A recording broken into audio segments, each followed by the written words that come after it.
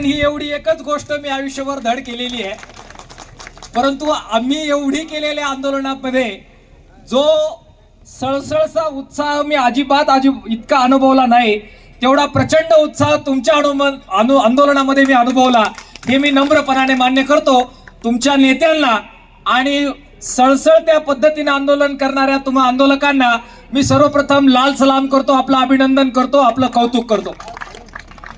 तुम्ही जे आंदोलन हाती घेतलंय त्याच्याकडे महाराष्ट्रभराच्या शेतकऱ्यांचं लक्ष लागलेलं आहे।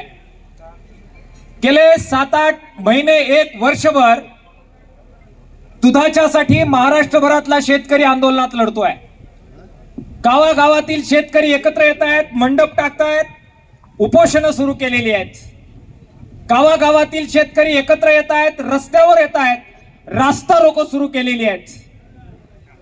गेंड्याच्या कातडीचं सरकार मात्र या आंदोलनांना अद्यापही घाबरायला तयार नाही। खरं तर शेतकऱ्याची ताकद काय असते आणि त्यांनी ठरवलं की भल्या भल्यांची ते कसं जिरवतं हे लोकसभेमध्ये खरं तर भाजपला शेतकऱ्यांनी व्यवस्थितपणाने समजून सांगितलेलं आहे। परंतु असं असून सुद्धा एकदा जिरली असताना सुद्धा अजून एकदा जिरून घ्यायचीच असं त्यांनी ठरवलेलं दिसतंय आणि म्हणून या आंदोलनाची दखल अजून आमच्या मित्रांना घ्यावीशी वाटत नाहीये। काय मागणी करतोय आपण, काय म्हणणं आहे आपलं? दुधाला 40 रुपयाचा भाव आपण मागतोय।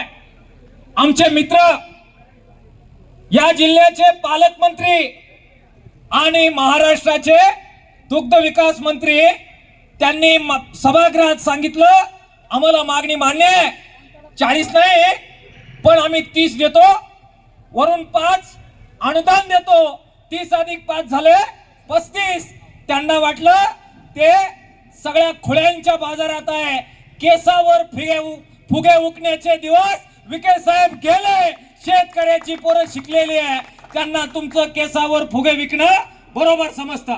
काय खेळ आहे हा 30-35चा, समजून घेतल्याशिवाय आंदोलन पुढे जाऊ शकणार नाही। 30 रुपये ते म्हटले कोणी द्यायचे? ते म्हटले दूध संघांनी द्यायचे आहेत।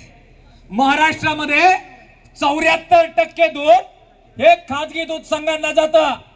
74% दूध हे खाजगी दूध संघांना जात असल्यामुळे 30 रुपये हे 74% लोक द्यायचं जोपर्यंत मान्य करत नाही तोपर्यंत विखे साहेबांच्या शब्दाला कवडीची सुद्धा किंमत नाही, ही वस्तुस्थिती आहे। हे आता अजित नवलेनं सांगायला पाहिजे का? हे निलेश लंके साहेबांना सांगायला पाहिजे का? एकदा असाच आदेश माननीय विखे साहेबांनी काढलेला होता, असा आदेश पास केलेला होता। या आदेशाला, विखे साहेबांच्या आदेशाला, सरकारच्या आदेशाला या खाजगी दूध संघांच्या सगळ्या लोकांनी केराची टोपली मागच्या वर्षी दाखवली। एकदा नाक कापून घेतलेला आहे, एकदा अपमान सहन केलेला आहे। ते म्हटले तेवढ्यावर आमचं भागलं नाही, मी परत आदेश काढणार आणि परत एकदा नाक कापून घेणार आणि म्हणून तो 30 रुपयाचा आदेश काढलेला। हे 30 रुपयाचं भानगड हे खाजगी संस्थावाले पार पाडणार नाहीये, कारण कायदा नाहीये। आपली मागणी आहे की सरकारचा हा आदेश सगळ्यांनी जर पाळायचा असेल तर कायदा केला पाहिजे आणि कायद्यामध्ये खाजगी दूध संघांना सुद्धा सरकारचा दराबद्दलचा आदेश पाळायला लागेल, अशा प्रकारची तरतूद करावी लागेल। ते म्हटले बरं ते नाही जमत का, मग आम्ही अनुदान देतो। म्हटलं द्या, काय अनुभव आहे अनुदानाचा आपला? 5 रुपयाची फुटक्या कवड्या, त्याचा आदेश काढला। आदेश निघाल्यावर दुसऱ्या दिवशी आम्ही म्हटलो या आदेशाला अटी शर्ती ज्या लावल्यात महाराष्ट्रात बहुसंख्य लोक वंचित राहतील। बघा काढून त्यावेळेचे न्यूजपेपर आणि आमच्या सगळ्या बाईट्स। लोक म्हटले नाही नाही, जरा आमची हाऊस होऊ द्या, येऊ द्या, जरा अनुदान येतंय का पाहू द्या। काय अनुदान आहे, काय अनुभव आहे आपला?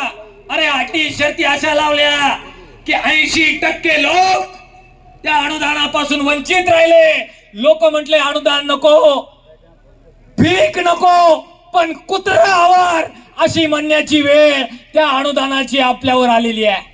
नको अनुदान म्हणतायत, मागणी स्पष्ट आहे, सरळ आहे, हे बाकीच्या भानगडी आम्हाला माहित नाही। 20 लाख लिटर दूध ज्यादा आहे मार्केटमध्ये, 1,30,00,000 लिटर दूध दररोज संकलित होतं. 90 लाख लिटर दुधाची पाऊच पॅकिंग होतं. 40 लाख लिटर दुधाची पावडर होते. हे 40 लाख लिटर दूध अतिरिक्त दूध आहे आणि हे अतिरिक्त दूध असल्यामुळे, सरप्लस दूध असल्यामुळे याचं कन्व्हर्जन करावं लागतं, पावडर करावी लागते. हे पावडर बनवणाऱ्या कंपन्या त्या दुधाचं कन्व्हर्जन केल्यावर पावडर 6 महिने ते 8 महिने 1 वर्षभर टिकते.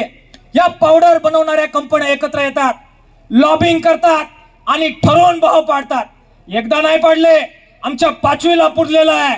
जेव्हा जेव्हा 2-2 रुपये मिळायला लागले, एकत्र येतात आणि भाव पाडतात. अरे जर अक्कलच असेल, जर थोडस कळतच असेल तर 20 लाख लिटर दूध त्या 40 लाख लिटर दुधापैकी स्वतः घ्या, स्वतः पावडर करा आणि सरकारच्या गोदामात ठेवा. आणि गोदामामध्ये जी देशभरात 3.5 लाख टन पावडर पडलेली आहे, तिला निर्यातीला अनुदान द्या. आम्ही डॉक्टर आहे, मला माहिती आहे की ब्लॉकेज झालं हृदयात की आम्ही काय करतो, ब्लॉकेज झाल्यावर पहिल्यांदा ब्लॉक काढतो, रक्त प्रवाह काय करतो, मोकळा करतो.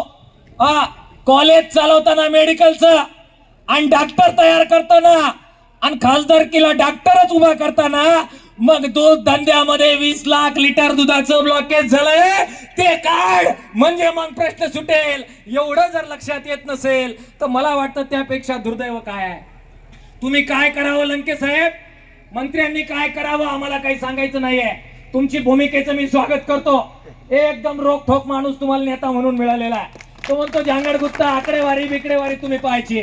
मी बसलो इथे, काय भानगडी करायच्या त्या तुम्ही करायच्या. मी बसलो इथे, ब्लॉकेज काढायचे का पावडरला निर्यात करायचं की अजून कोणाबरोबर डबल काही करायचं हे मी सांगणार नाही. माझ्या शेतकऱ्याला 40 रुपयाचा भाव मिळाला पाहिजे, तो वाजवून घेणार आणि घेतल्याशिवाय घरी जाणार नाही, हा निर्णय आहे. आणि म्हणून तुमचं स्वागत आहे.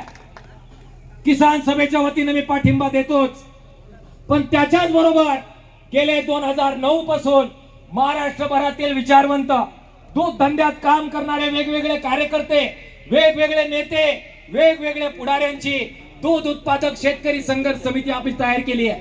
अनेक दिवस आम्ही लढतोय. महानंदावर ज्यावेळेस कुणी बोलायला तयार नव्हतं, आम्हीच ते कार्यकर्ते होतो ज्यांनी सांगितलं की महानंदाचा व्यवहार तुम्ही जो करताय त्यामुळे दूध उत्पादक तोट्यात येणार आहे.